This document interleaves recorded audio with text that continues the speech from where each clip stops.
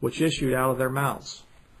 The Bible gives a prophecy about an army that would come during this tribulation time period that's going to kill 1/3 of all men. That's over 2 billion people. Now, don't tell me that those 2 billion plus people are going to be put in graves right away. They aren't.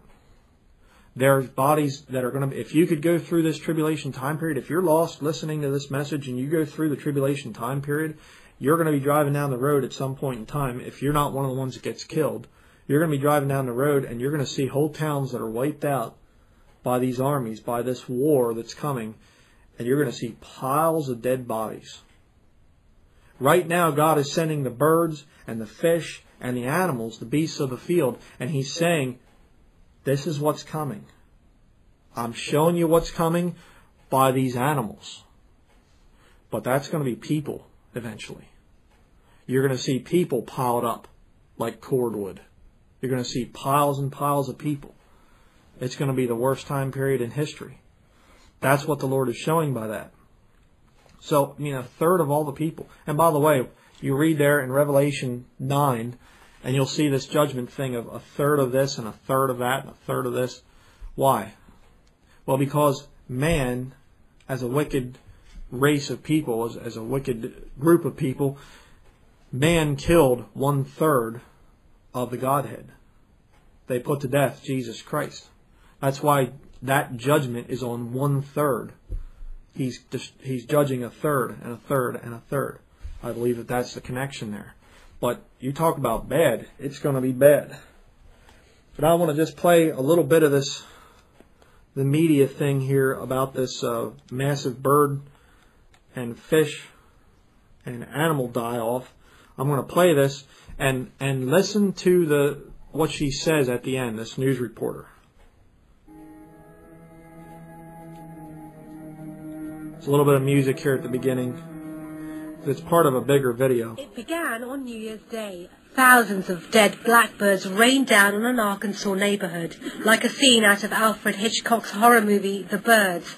Experts say they died from blunt force trauma in the air. But what caused the trauma is a mystery. Then, as many as 2 million dead fish in Maryland. But the mystery is not just in the US. In the UK, 40,000 velvet crabs littered the coast. Brazil, 100 tons of lifeless fish floated. And in Sweden, jackdaws fell in the dead of the night. We reached the hill half an hour earlier and the road was completely clean. Then, after half an hour, the road was black and we became aware that the road was covered with dead birds or dying birds. Next came Italy. Over 700 turtle doves fell, echoing the Arkansas bird deaths. Some lay hanging in the trees. Here's one still alive. It let us take it, which isn't normal. This dove has a few hours of life left. Across the world, the bizarre phenomena of creatures raining down or washing up on shore has mystified scientists. For the 2 million dead fish in Maryland, they do have an answer. Our theory is that there was a very rapid temperature drop. Obviously, these are a type of fish that are susceptible to cold temperatures, but there was a very rapid drop. Poisoning, pollution, the cold snap, or something more sinister. If only birds could talk, the surviving ones would have a story to tell. Conspiracy theorists have had a field day with talk of the end of the world being nigh. Only one thing is certain. The mystery of these mass deaths is yet to be solved. Tazeen Ahmed, NBC News, London. You see how she did it? They had no idea what it is. But at the end, you're a conspiracy theorist if you talk about the end of the world. Now, let me ask you a question. How do you think she's going to report the rapture? I mean, she's not saved. I highly doubt that she's saved. How do you think she's going to report on the rapture? When the conspiracy theorist Christians, the Bible thumpers, disappear and all the wicked apostates are still here. See? She's not going to say, I believe it was the rapture and you better get saved now because God's wrath is about to be poured out. They're going to come up with a bunch of idiotic theories for the rapture too. So, there you have the bird deaths. It's God's impending judgment. God's saying, he's allowing these birds, for whatever reason, there's a lot of theories out there why all these animals and birds and fish are dying. But in reality, above everything, it's God allowing it to happen or causing it as a warning, saying all those piles of dead creatures, that's going to be people eventually. And the only way out of this thing is to get saved now. Now is the day of salvation. Now you better get saved so that you make it out at the rapture.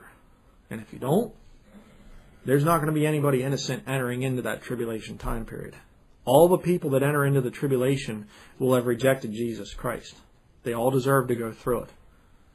Now, they can get saved after that. God's not closed the door of salvation. But if you make it into the tribulation, it's your own fault. Just as simple as that. Okay.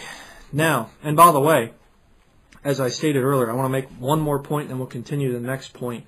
One other point that I'd like to make is, and I said this earlier, that the media is covering up. You're not even hearing from the mainstream media. They're not even talking about all of these animal and bird and fish deaths anymore. They might make a passing little reference to it, but this should be the main issue. They should be really trying to figure out what's going on here. And most of them they won't even talk about it anymore. They got everybody's attention off on Egypt and on other countries that are rioting and on whatever else and on a bunch of stupid nonsense, celebrity gossip. What about all the deaths and everything? Now, if they can cover that up, don't you think they could cover up the rapture? A couple million, if that, Christians disappearing? They could easily cover that up. They'll just get your attention on a bunch of other things. Now, there's another thing which has come out here recently, another issue that I want to talk about, and I believe this is also a prophecy that is being fulfilled, and that is what's called a pole shift. And this is also some pretty wild stuff. I have here an article. They interview some different people here. I'm going to read it. It says, let's see here, USF geology professor Mark Stewart said the magnetic field has been weakening for thousands of years, but what is happening now is part of a gradual shift of poles that has been moving for around 40 years. Because a magnetic compass in Florida no longer points to true north, TIA, which is the Tampa International Airport, has had to repaint their runways to account for the accelerating shift, said Brenda Geoghagen, Director of Public Information and Community Relations for TIA.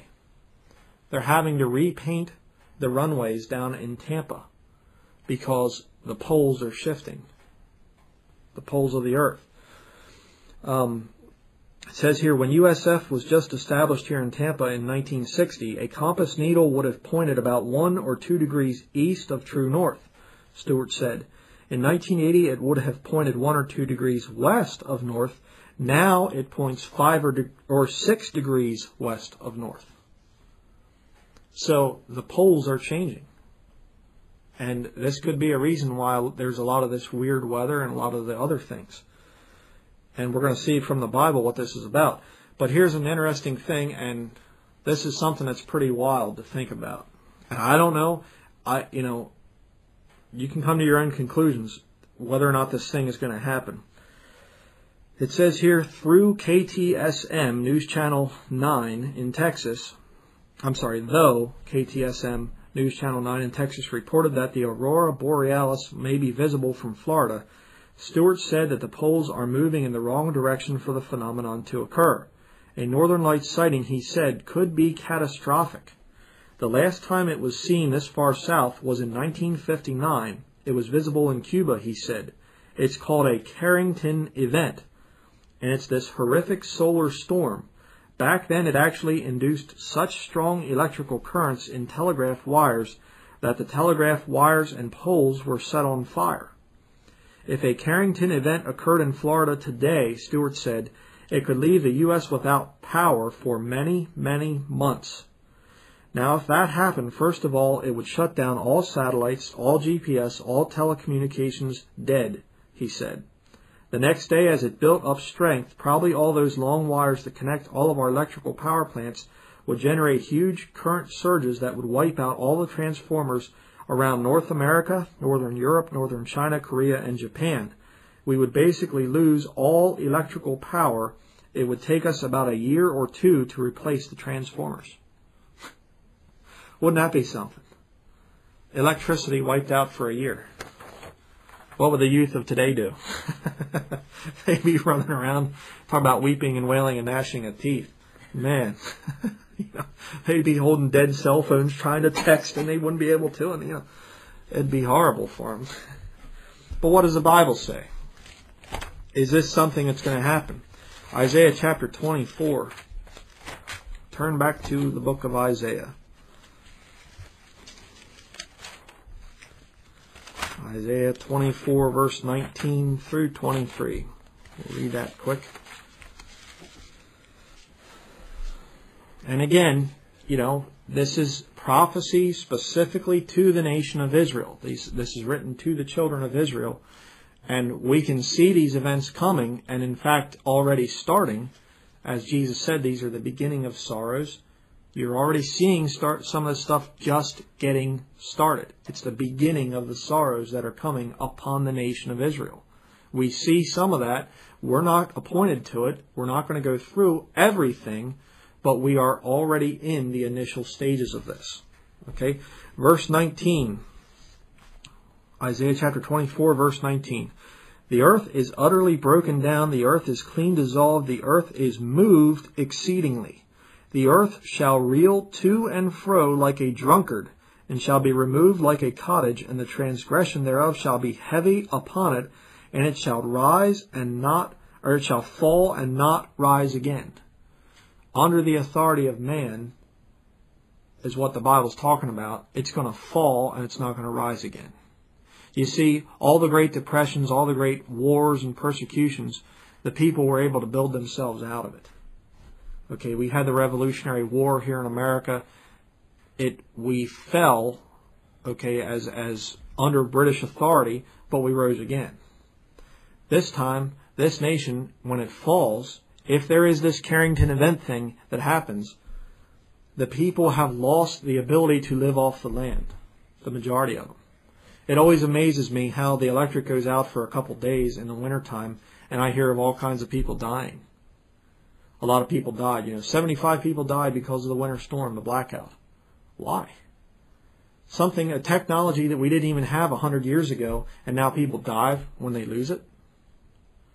See, we're not strong now. Yes, knowledge has increased as the Bible prophesies back in the book of Daniel, but it hasn't made us stronger as a people.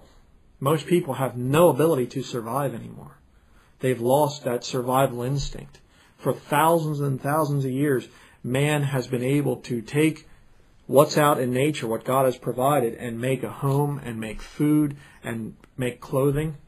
We can't do that anymore. So this time, when this world falls, it's not going to rise again. Only Jesus Christ is going to be able to rule the millennial kingdom.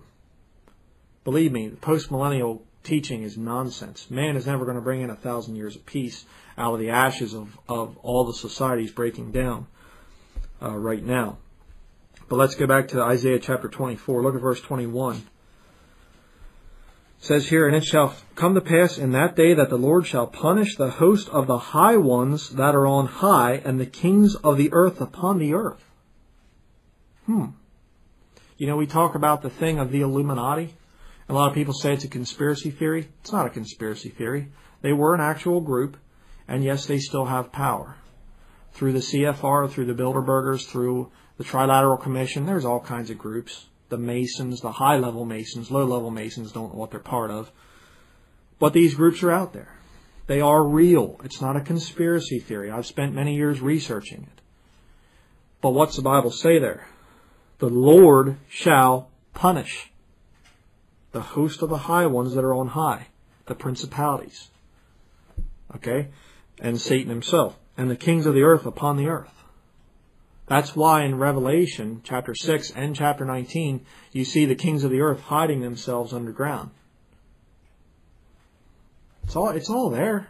I mean, a lot of Christians are scared to death to research some of this stuff, and they don't